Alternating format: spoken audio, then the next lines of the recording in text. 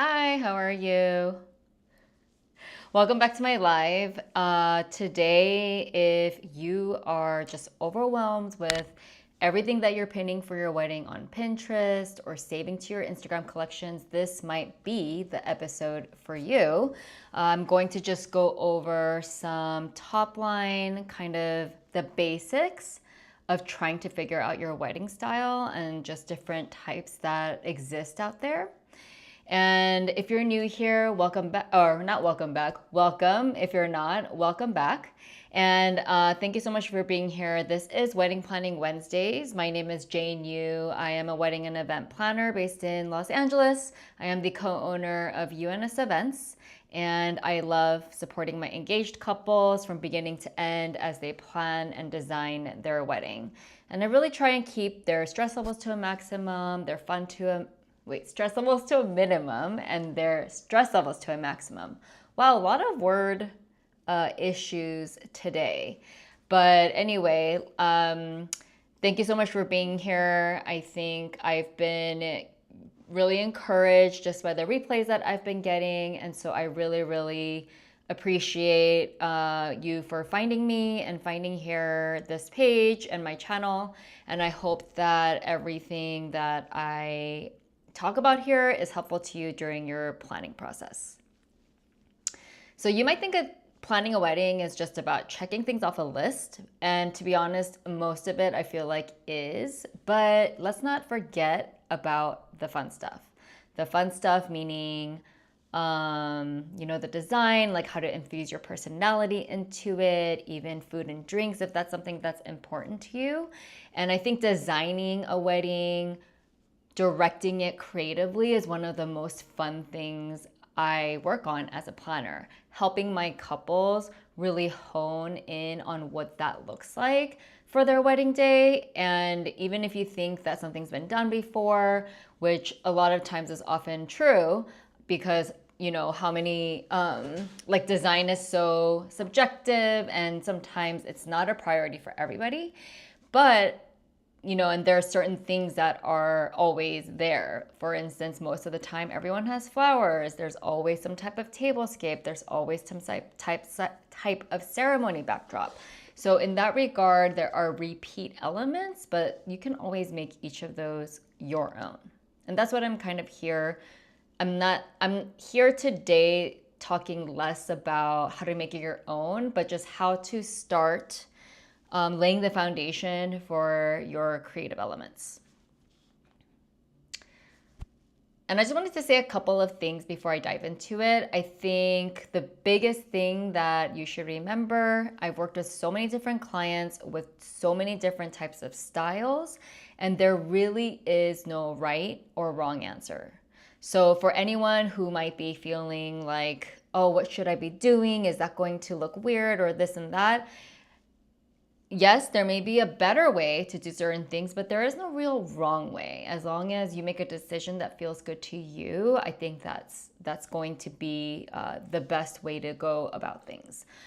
If you are hiring an expert, like an event designer or a floral designer who is really creative and you really want to work with them to make something special, then I think that is really an elevated way that you can approach planning your wedding. But that's not to say you have to do it that way. So I just wanted to relieve that pressure off a little bit. There is no right or wrong answer. You want to do what feels good for you. But you might be here because you're just feeling a little bit lost, a little bit stuck about how to even get started, like you don't even know what you like, kind of thing. So I wanted to just talk about a few kind of common or popular wedding styles that I see. These are 4 different categories. And it was a little bit tough to kind of even like narrow down because, I just had to make it so that it was more digestible. And it's not to say that these 4 categories can't overlap, because there are certainly overlapping elements. And just because you might be one category overall doesn't mean you can't have elements from these other categories. So you'll see what I'm talking about in a minute. But I wanted to just preface it that with that, this is not perfect either. It's just from my experience of what I've observed, what I've seen, and what I continue to see just on social media and what people are doing, etc. Another thing that I want to mention is venue selection for sure plays a big part in what style of wedding you're going to have. So again, I'll dive a little bit deeper into this, but a lot of the time, if you don't think about the design or style at all before you start searching for a venue, that might mean that the venue you select might not end up being in the style that you want necessarily. Again, there is no right or wrong way, but there are definitely ways to bring together your ideas and your vision to life cohesively. So you want to make sure your venue, before you lock it is in line with what kind of style, what kind of vibe you want your wedding to be. So without further ado, I'm going to dive into the different styles. And the first one out of 4 that I'm going to talk about today. Also, my hair is doing like a weird thing. Sorry, got distracted. So the first one I'm going to talk about is a classic and timeless approach. And classic meaning, to me, this means you can place this wedding maybe 20 years from now or 20 years before now. And if you were to look at those pictures, you might not really realize when it is or like what era it is, because things can translate pretty seamlessly from decade to decade in this style. So for example, I think a lot of touches in terms of colors for this would be like whites, ivories, creams. When you think classic wedding, right? Some greenery, blushes and pinks probably, depending what season you're in. It's very classic, timeless, elegant. And I think this is really, it's not to say it's for people who don't know what they want, but I think it's a really great choice for people who want kind of that simple elegance. And it's a little bit, it's not minimal, I don't want to say, but it's definitely, a lot of people do like black tie attire. They go for kind of more of the ballroom, classic ballroom vibes. Nothing too busy, not too much color, not too much prints and things like that. And that to me is what really speaks to a classic and timeless approach in terms of style. And as far as like textures and graphics, I feel like lace can play a really big part of that.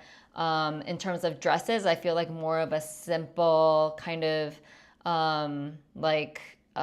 silhouette would make sense for that. And maybe handwritten calligraphy for invites, letterpress for paper items. I hope that gives you a little bit of an idea. And today I did want to screen share just to show you an example of what that is, and I hope this works properly. Yes. Okay, so I pinned some things for these different ones that you're looking at. I hope you can see my screen. I think you can. But if you look here, it's really kind of simple white and green pastels. If you look at the dresses, it's very classic kind of silhouettes. Nothing that's like super on trend. Like I feel like right now that bustier kind of drop waist corset look, for instance, is really in. And again, not to say a classic bride can go for a trendy a dress that's more in season or whatnot. But just to show you styles that might translate well in 20 years and then also may have been worn 20 years ago. So this is kind of the vibe. I personally feel it lends to like a very classic kind of clean, timeless look. So this is the first one that I wanted to show. This is obviously a very, very popular, very common style that you probably see. But that's not to say that it's overdone or anything like that, because I think there's always different ways to style things in the paper, in the graphic design, what venue you choose, or maybe you go for a little bit of a non-traditional venue, but then have classic touches. It can all still work, but that's just one example of a classic and timeless sort of mood board. The second one that I wanted to go over is sort of more minimal and modern.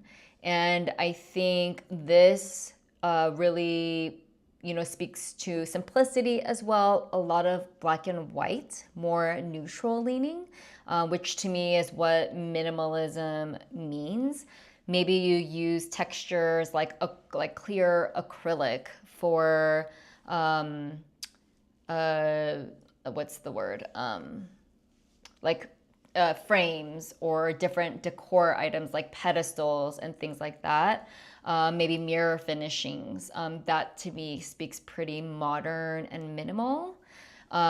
Maybe monochromatic applications of like black and gray, like black, grays, and then lighter grays, or maybe different types of whites, or white on white, or black on black.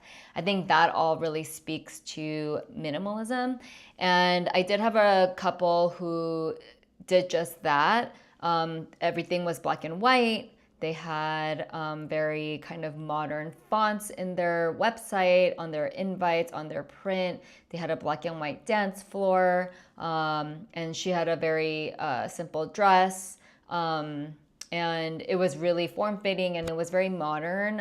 It was still very simple, and I think it was still very classic in a way. But I think it was leaning a little bit more design forward. And so this is, I feel like if you really like kind of clean, a little bit more, less soft than a classic and timeless. It has more like sleek lines, I would say, just in terms of how everything looks. It's a little less soft than I would say a classic and timeless approach. And I did put together also a mood board for that, or not mood board, but a little, I pinned some things to Pinterest, and this is what is kind of the vibe. And I think it's really elevated look. I personally love this white, black and white, kind of the clear, ghost chairs, for example, even black chairs, the white on white. This has like an acrylic application here. You have a mirror here. But you see, this can also translate into like a classic and timeless floral arrangement, but everything else feels very minimal. I love this kind of like sculptural element. This feels really modern to me. I think this cake is beautiful. Here you have like a clear seating chart with some baby's breath, which I feel like speaks really minimally. I don't know. People have really strong opinions about baby's breath, to be honest. I actually really like it. Sometimes I feel like people think it reads not as elevated or expensive, but when you use a lot of it, I think it has this really fun, like ethereal, cloudy feeling. And if you do it right, I feel like it can make a really big impact. This kind of arrangement, it's a little bit whimsical, but it's also kind of ikebana-ish, Japanese flower arranging. And so I really kind of like that kind of style as well. And again, these are kind of classic and simple dresses. There's so many options. So this is really just a few examples of what I consider would fall in kind of the modern and minimalist category. Now, the third one, which is one of my favorites too, is, I love all of these. I think really depending, like I've done styled shoots where, actually the style shoots that I've done are probably a little bit more maximalist because of the venue that we were in. But I think, just in terms of my sensibility and my styles, I I mean, I personally dress very minimally. Like I dress in neutrals and things like that. But I mean, I have this giant like flower like decor behind me, which is not minimalist at all. And so I think it just really depends. Like you can be drawn to so many different things, and I think that's the beauty of it and trying to figure out how it all comes together. But I digress. The next one that I want to talk about is romantic with a moody twist. I love this category, and I think especially when it's like an evening wedding or a holiday wedding in the colder seasons, I feel like it can feel really cozy. You use a lot of kind of lighting, like sheer fabrics. I think colors wise, you can go with like kind of deeper colors that you normally wouldn't use. Like maybe in the spring, you wouldn't really use like a dark red or like a deep burgundy, but in the fall or holidays or winter, you feel a little more inclined to go into those kind of deeper colors, just because that's what the season calls for. And I personally, we got married in November, and we really leaned into some of those darker colors because I really liked, well, first of all, I thought it really matched our venue, and also I think it just really fit the season, and it was daylight savings in terms of we were losing an hour in time, so it got darker faster, and so you also use a lot of candle lights, and I think it really adds to like that really sexy kind of dinner party feeling too, if you want. And just to show you like this mood board, I think a lot of it, again, like the drapery, the black and white, I feel like it can be both moody and minimal. It just depends how you decide to put it all together. But to me, this really speaks like romantic, moody. As you can tell, there's like a ton of candles. In California, I am finding that a lot of venues do not allow candles anymore, or you need a flame permit or a candle permit, which isn't too hard to get, but it does add another layer. The reason being, obviously, California is, we do have a lot of wildfires out here, so I'm sure they want to minimize that, and they just don't want any kind of risk. And so either you have to enclose them in a hurricane or votive or whatnot, or they just allow LEDs, which to me don't, read as warm and cozy and beautiful. But if you do a lot of it, I feel like as long as it's the same tone for all of the LED candles, it can still look pretty good. So for instance, I think this one is really beautiful. I love the satin texture, and this venue looks pretty romantic just with this distressed walls, and I love the white on white. And then of course all the use of candles. This chandelier is awesome. And then just the use of, this also like has so much candlelight, and I think you can do so much with candles. Like this barely has any florals, and I think candles are really underused. I wish people would use them a lot more on tablescapes.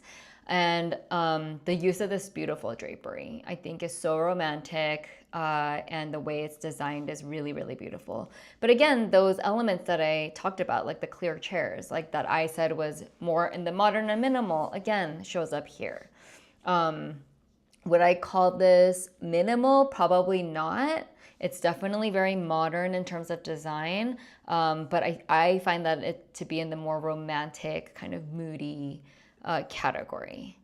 And then in some of these other examples, you'll see the use of more color, just deeper colors. Like I was talking about, for instance, oh, this is a really stretched out photo. So for instance, in this photo, everything's really dark. It's a little bit more maximalist, and it's use of darker candles, darker colors, like the dark tablecloth. And then I'm sure it's really beautiful. I feel like this is maybe for a styled shoot. The candles aren't lit, but That to me speaks really romantic and moody. And you also have the addition of this sheer kind of lighter layer on top of the dark linen. So, there's so many ways to achieve this kind of look.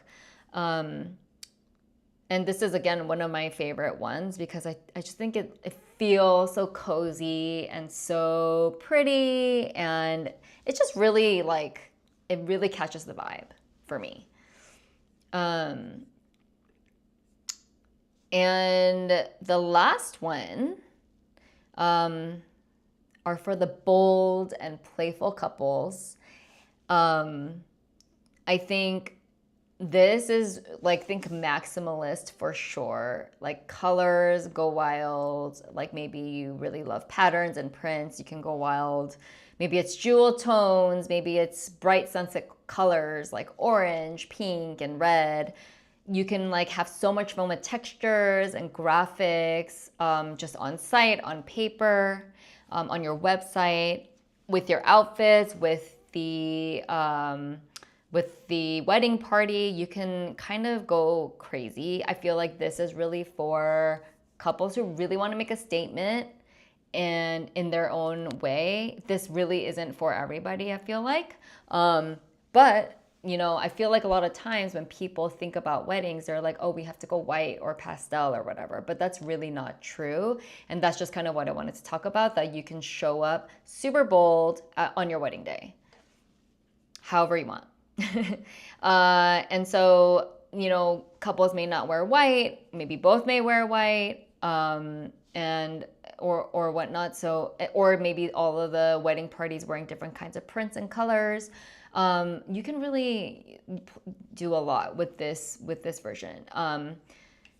And I have a mood board for this as well.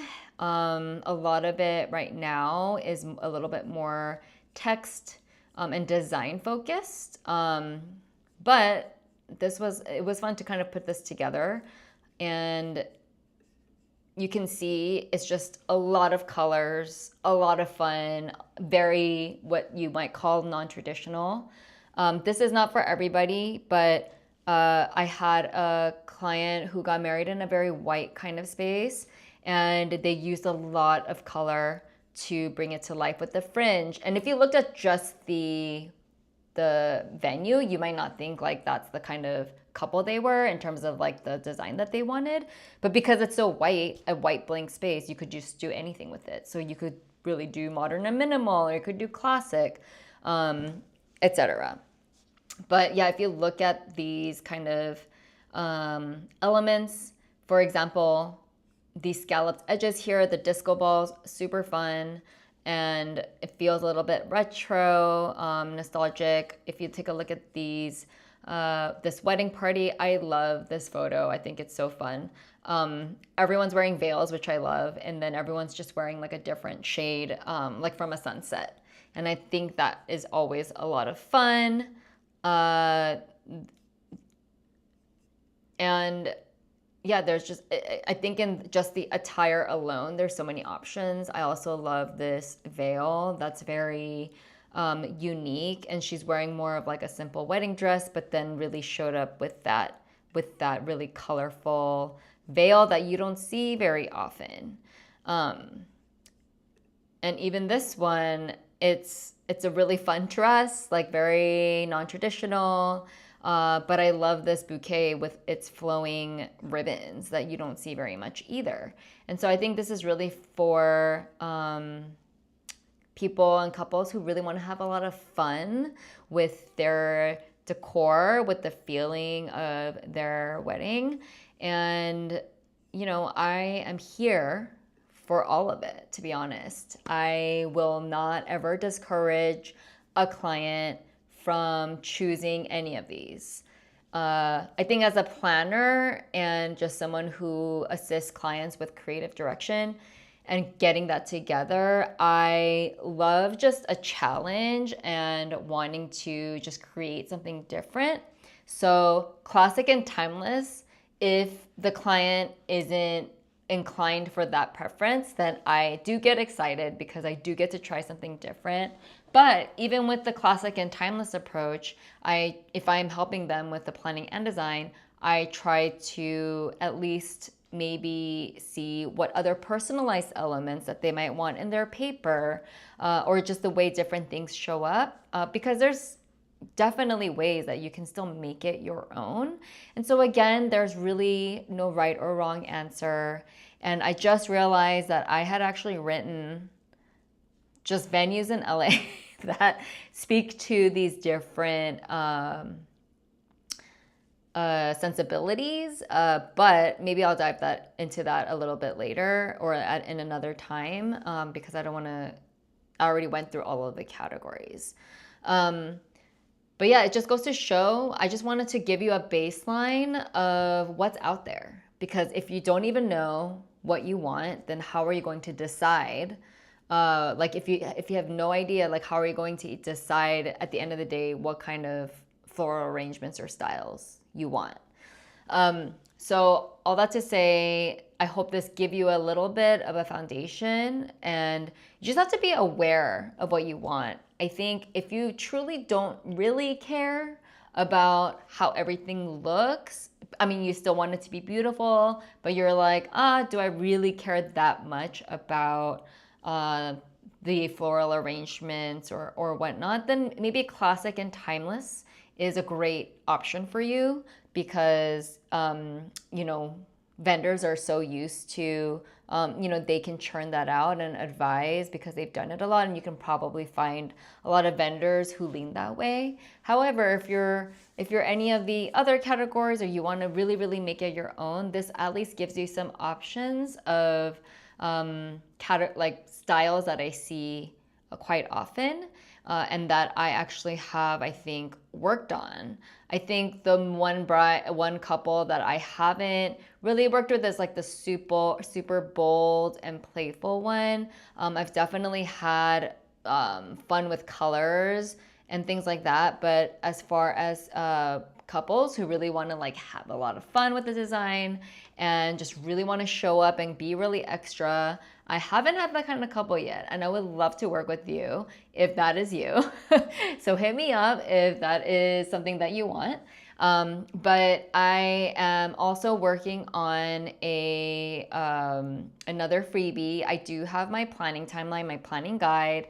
If you're just getting started, that's a timeline and task list that you can download using the link below, or tinyurl.com/best wedding guide. You can download it, or it's also linked in the description. But I'm also working on something that is going to help you further think about how to personalize your wedding, how to think about what elements you can make special just for you. And I'm really excited to put it together and share it with you probably in another few weeks, or maybe at the top of 2026. So please hit that subscribe button if you liked this video, and hit that like button for me as well. Again, I show up every Wednesday for the most part at 4:30 PST, 7:30 p.m. EST, and I may be taking a little bit of a break during the holidays in December, but I will make sure the upcoming lives are on the calendar so you can see what I'm going to talk about so that you can join. But I hope everyone has a great weekend. I cannot believe that next week is Thanksgiving. John and I just finished our wedding season for this year, and we do have some things lined up in 2026, but we're very, very grateful to have the time to sort of pause and reflect and plan for the upcoming year. And I hope that you are getting some great kind of R&R during these holiday times with friends and loved ones and family. And I will see you next week. It is going to be the day before Thanksgiving, so it'll probably be a little bit of a short one, maybe a little bit more of like a check-in versus actual wedding planning tips. But I think I want to do like a little bit of like a gratitude exercise, because it's the season. 'Tis the season for it. And I just wanted to say I'm grateful for you being here and tuning in, and see you next time.